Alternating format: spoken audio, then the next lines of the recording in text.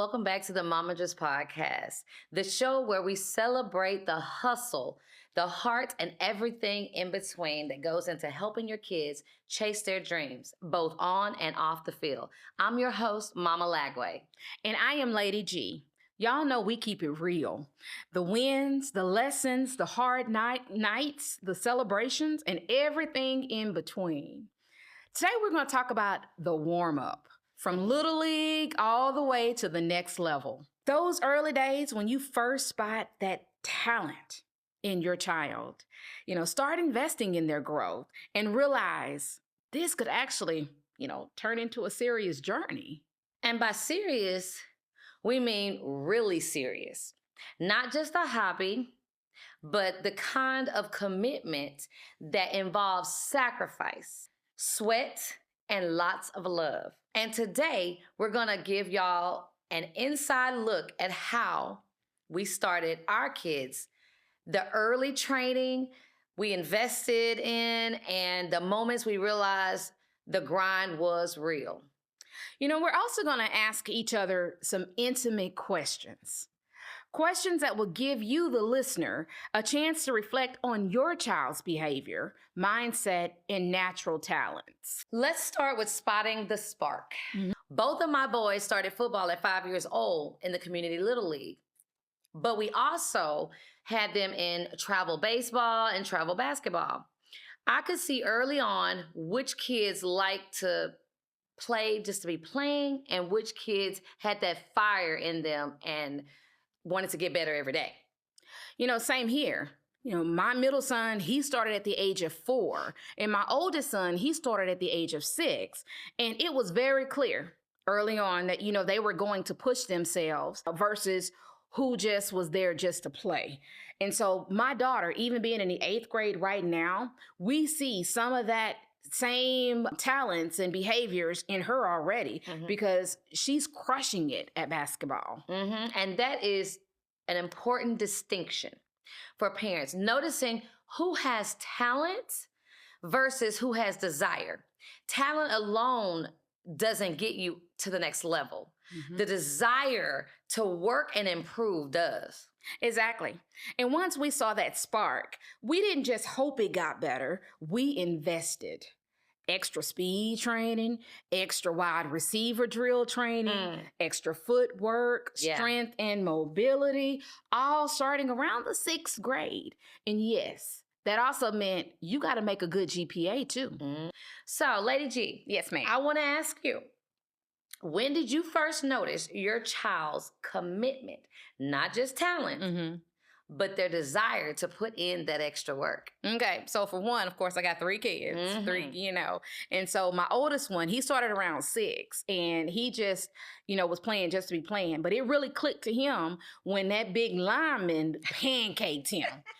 From that point on, hey, he was serious. He wanted to put in the extra work because he got to get faster, bigger, and stronger because he was like, I ain't never going to let that happen to me again. So that was real funny. But the one who started at 4, who's actually playing at UF, I knew it from the moment he used to tear my backyard up.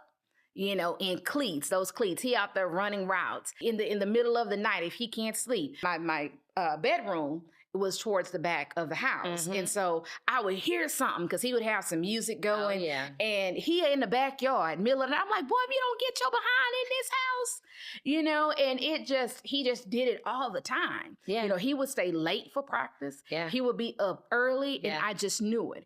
And now today, with this 13-year-old of mine, every day she coming home. She out there, she changing clothes. And I'm like, girl, did you do your homework? Did you get you something to eat? She out there dribbling that ball, and she's going through the whole routine from, doing the basketball, bouncing the balls to, doing the short shots and extending out. And then she's just going all in. And so I'm like, yeah, they want it. Oh, yeah. And for me, It was when my oldest started attending quarterback training. You know, he had been asking us because we did all the other stuff, but he wanted to specifically hone in on quarterback, and he started perfecting his drills. He started looking at YouTube videos on quarterback training things, and then started getting up early. You know, COVID hit, and that's when it all shifted gears. Right. They had nothing to do. They did before they decided what they were going to do with school. It hit during this. I think it was his 8th grade year during spring break. Yeah. And that's all he did. I mean, he learned how to wash clothes and everything during that time because I told him, you're not coming in this house like that. Right. So he did it all. But I started noticing that when he wanted to get up early, same thing. Like he'd be out there at night. He'd be doing different things. And I'm like, we're going to go do family celebrations and go pop fireworks. He said, no, somebody else is working. They're probably working. They're not popping fireworks. So I knew he had that passion. And then not only that, he would take his younger brother, who is 4 years younger than him, with him. Right. So here he goes. He's getting that experience, and he's his receiver while he's throwing it to him. And he's this little bitty thing because he's smaller than his brother. He's gotten bigger now. But they're out there. They're working. I mean, we're going to get a little workout before we get a little arguing in. But I knew right then, and I'm just watching them work and how they committed to it, that, okay, this real. They want this. That's good. That's good. You know, because here's another one. Here's another good question because, you know, there's parents can say, oh, well, it seems like the thing to do now, having the kids and all of the extra trainings, you know, so, hey, maybe I just need to do that. But it's a big investment these days. Yes. Mama Lagway, tell me, how did you handle the sacrifices? You know, from the finances to the time, you know, everything. How did you handle all of that? You know, it was really hard, but we prioritized. You know, you got to prioritize. We knew that putting in this time and money early would create opportunities for later. Morning workouts, weekend travel, specialized training, all part of the warm-up. We wanted them to embrace everything that they're doing. Right. And it became a choice of not saving up for college, but investing in our kids' college. Absolutely. Because you have to make that choice if you've been saving your money. I mean, money's hard to come by. Yeah. You got to work to get that. So now we're at a point where, okay, when you recognize that talent, when you really see that drive and that push, not you forcing them to get up and go work. Oh, yeah. It has to be them hounding you. They want to do. And like I've always told them both, you give 100%, I'll give 150. Absolutely. But when you stop, I'm not going to feel like because guess what? They're going to be doing it for you. And if they're doing it for you, then the grind is not there. Absolutely. Because you're not going to go with them when those times get hard and it gets tough on them when they have to get up early and stay up late. So it has to be something that they want. And when I noticed that, I didn't mind investing my money and time and effort into everything. Right. And that kind of goes along with me. You know, I think because at the time with my oldest kid, it wasn't as prevalent. He did just, you know, strength training. Yeah. You know, but all of the extra foot stuff, it wasn't like really prevalent at that time for him.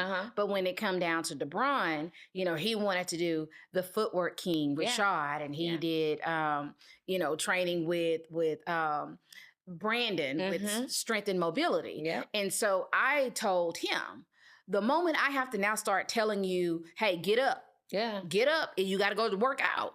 Then that means you don't want it. That's right. And so, you know, when DeBron was a senior, he was up at 4 o'clock in Conroe at 5 o'clock for a 5 o'clock workout, 5 to 6, back at home at 6 o'clock to go to school at 7:15. And he did that Monday through Thursday. Yes. You know, I would hear him leave the house and I would watch on my phone because I got his what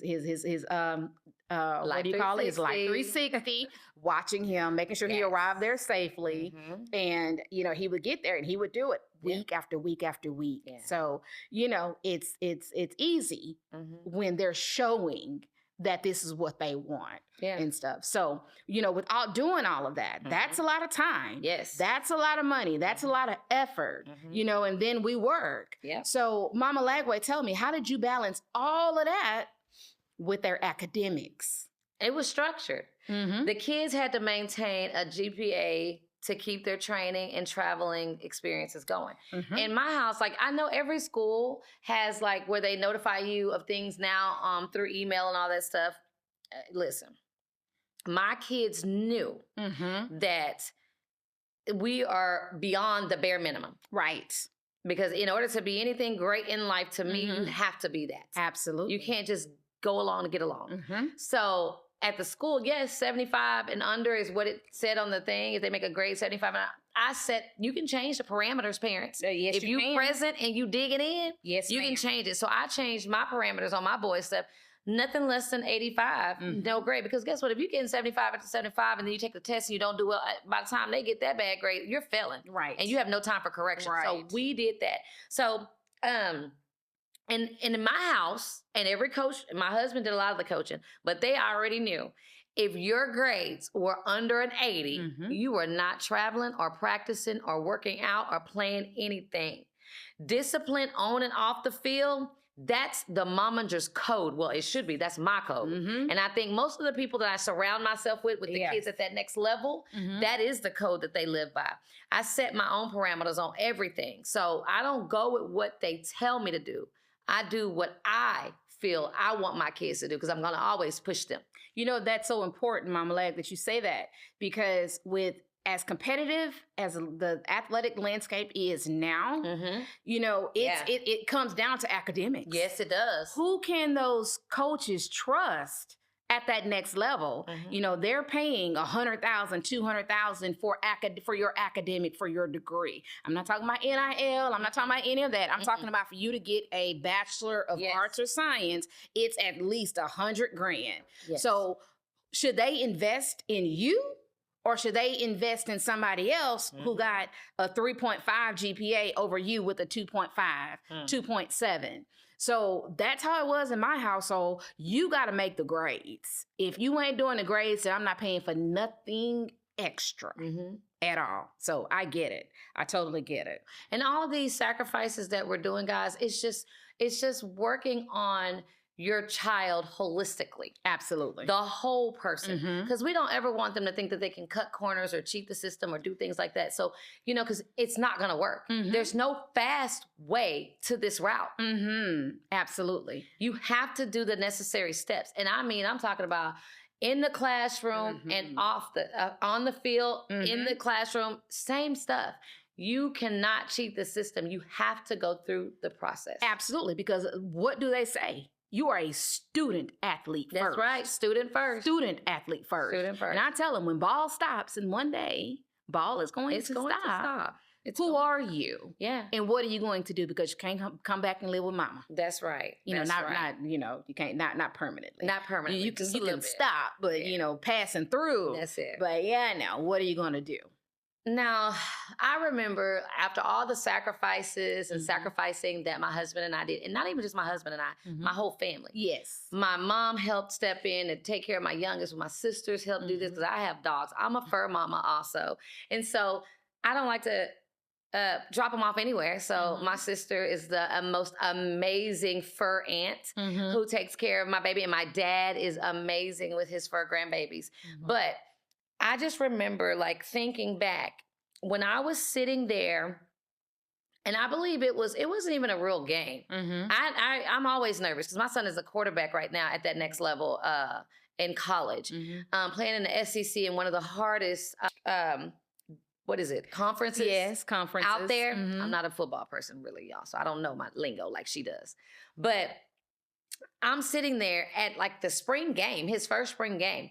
And I'm sitting there, it was like an aha moment for me, like all that sacrifice, all that fussing. Because let me tell you, my kids are great students, but they hate school. And they will tell you, I mean, they're great students, and I've challenged them. Like, I make them take all those necessary honor classes because I told them, until you show me that you got like 10, 20 D1 schools interested in you, you will take AP everything. You will get ready for that next level academically. And so they were working hard to do that because they didn't want to take those classes anymore. You know, but I say that because I'm just saying, like, all that sacrifice and all that fussing and arguing with DJ, especially DJ, about get up, get this project done, study for this test. You got to turn this in. Why wait till the last minute? You know, have to really push him along the way. After all that, sitting there watching him come out on that field for the first spring game, and he graduated early, so he got there early. That was like an aha moment for me. Like, I was like, oh. That sacrifice, you know, paid off. All these sacrifices, it wasn't just a dream. Here it is, reality. Right. It's reality now. Right, right. You know, and for my middle son, starting as a preferred walk-on, you know, earning a full scholarship, you know, within his first year, that was a moment for me too. You know, even though he was under-recruited because of size, yet his work ethic and his consistency, you know, made up for the difference because, you know, we never know, mom, dad, aunt, uncle, grandparents, when it comes down to it, what the journey really is going to look like for your athlete.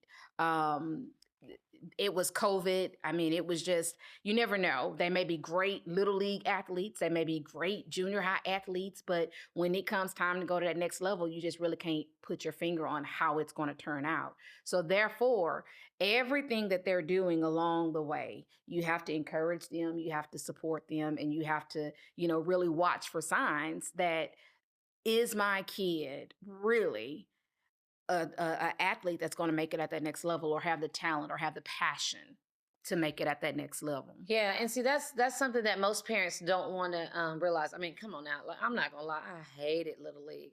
Listen, Little League tests my gangster. I was recording all the film, but I'm running off that field because I don't play by mine at all. So I'm literally sitting there recording games and people saying stuff and doing all this stuff, and I'm taken out. But then God fixed me on that too. God fixed me on a lot of things. But parents, you have to realize and recognize what you're really doing. You have to be real with yourself. Right. Am I going to spend all this money, time, and effort knowing that he or she probably not going to pay at that next level, but it's what they want to do right now, and I'm going to invest in their goals. Right. Then invest in it. Right. But be realistic. Just because you feel you're spending all this money, time, and effort, and that you feel like your son or daughter or whomever should be on that field playing, that ain't always the case. Right. Because we don't know in the country, all these kids doing the same thing, all these kids working hard. I mean, really and truly, are your children really at that level? I mean, and that's hard. Listen. It is. Because at the end of the day, my husband always tell me, don't ask her nothing about how they doing. Because I'm always say, oh, they good. They good. Oh, they deserve this, X, Y, and Z. Yes. But realistically, are they? And now I'm an athlete myself, ex-athlete. Athlete. Hey, I'm still an athlete in my mind. I'm still in my mind, yeah. But like I'm sitting there at the games, and I'm probably harder on my kids than anybody, because I'm like, if he ain't getting it done, sit him down, because he gotta focus. Because I know, first of all, I know what he can do. I know what he's capable of. I know the work that he puts in. But every now and then, they gotta have some eye openers too. They gotta realize that, hey, you know, this, I don't get too complacent and comfortable. You don't want anybody to get that. And so I'm probably tough on them too. But you as parents, I encourage y'all to really focus and hone in. If you happen to force them to get up and go work, if you happen to like really hone in on their grades, and I get it, everybody's not the smartest. They're not. Everybody's not going to get it all. But if they're not giving you that effort and they just going along to get along, listen, this may not be meant for them, because the next level, it's not a joke. It's not. It's not. And we're going to talk about that too later on in some shows to come, because, you know, it starts early. Yes. It really starts early. And, you know, a lot of people say, well, we don't want to start our kid too soon because they may burn out. You know, unfortunately, if they burn out, it's not for them. What I can say is Texas is a athletic state. Yes. You know, when you're thinking about baseball, you're thinking about football, basketball, you know, this state is full of athletes and stuff. And some of the top athletes from around the best athletes come from the state of Texas. And so everybody these days are doing a little extra here and there and stuff. And so the competition is stiff, but you know, you got to keep it real. And I'm going to encourage you too. It may not be sports that your kid is good at, but figure out what else is there about your kid. Yeah. What else is it that you can pull out of them and get them ready for whatever next looks like for them? You know, a lot of these schools now have that CTE program, career technology education. Yeah. You know, I encourage you. You may not have the next Johnny Manziel or the next, you know, Deshaun Watson, or, you know, Lamar and stuff. Yeah, your kid is still special. Yes. And stuff. So just figure out at early in life, watch their behaviors. Yes. You know, encourage that. We want our listeners to take this away. notice the spark in your child and nurture their drive, whatever it is, and be intentional about creating opportunities. Yes. Even though London right now is like killing it in basketball, and I mean, we foreseeing her future. She may be a 4-year varsity letterman, in basketball because she has her skill set is really good. Yet I'm still digging into. She likes videography. Yes. She likes making PowerPoints. Encourage that. And I'm encouraging that. And we're already started the RTV curriculum cluster that they have now that she can go into as her freshman year. She already have 2 classes behind her because she's already started in the 8th grade. Because what if something happens? What if? I want her to know that, it's not end all be all. That's right. Who are you as a person? And then as parents, we have to pull these things out of them. We have to encourage them and push them to see more. Listen, I tell my kids all the time, you are more than what you do on the field and on the court. Yes. You are way more than Absolutely. that. So we have to still encourage them that. And I see a lot of parents who focus in on that, and there's a lot of single moms out there. I was very fortunate to have it's been my husband and I for all these years. Right. So we tag team. Good cop, bad cop thing. He focused in on all the sports, all the training, all that. But guess what I did? I focused on all the school, all the education, all the counseling stuff. I focused in on that. What else? I didn't talk about, that's why I don't know much about football. Because I had my husband there all the time to discuss those things with these kids. So when we tell you about this warm up, everybody's dynamic is different. Yes. But the one ultimate goal is for your children to be at that next level, whether it's playing, whether it's being in college, acting, whether it's getting their first modeling career, whatever, their dance, whatever, gymnastics, whatever it may be. Discipline, the behavior. All that comes. The work ethic. Just because you're a single mama, do not make that an excuse. Right. So let me interject a little bit here, because I'm married, been with my husband for longer than I've been without him. Yeah. I think tomorrow is our anniversary, so we'll be celebrating. And the thing is that my husband was there, and I still, because I love football, I'm there too, but I was all things. I was kind of like, because he's a truck driver. Yes. His profession is a truck driver. So a lot of times he's gone, he's away. And it's me taking them to and from practice, making sure that they have everything. Just everything. So sometimes there were seasons where I felt like I was the most single married mom. So I can relate to if you are a single mom, again, what we've talked about before, it's presence over perfection. Yes. Setting your priorities and your boundaries, understanding what that is, and really supporting them and paying attention to them and pushing them to put that work in. And don't forget, show up for them, whether it's rides to training, paying for sessions, cheering from the sideline, or just holding them accountable. Yes. I got to say this. Yes. Because, I got mine in high school right now, and you've done it because I grandfathered her into being the Booster Club president from the school. When I joined school board, I didn't want to commingle things like that, even though I'm still president on the Booster Club, football Booster Club now. But parents, being present, my kid knows that if that concession stand was open, his mama, if the doors were down, his mama was back there somewhere doing something in there. Absolutely. They knew that when we did the feedings, when we went up to the school to do the meal prep before the game, pre-game meals, post-game meals, my kids gonna always know I'm there. Absolutely. I'm there. And if I wasn't there, they know I orchestrated it or had something to do with orchestrating it. Right. Parents, be present. Your kids are watching. Absolutely. And with this day and time, it is so important for them to see you show up. Don't make them feel like you only show up for them when they're getting recognized and their name is called and then they're in the limelight. Don't be that way, because then your kids are going to start thinking that their love is conditional. Right. Your love is conditional to them. No, so they're going to be trying to do something extra or something different. No. Right. You need to always be present for them. I'm not saying, hey, you may not have a lot of time to do that. A lot of working mamas are there. I worked, still managed it all, still was on the Booster Club. I still did it all. Yeah. But let me say this, put a plug in there for the Booster Club. Come on. Whether it's Little League Booster Club, whether it's middle school Booster Club, whether it's high school Booster Club. Come on. it's at least Oh, 150 to 200 athletes. That's in right. there. It's a lot of athletes. mhm. And for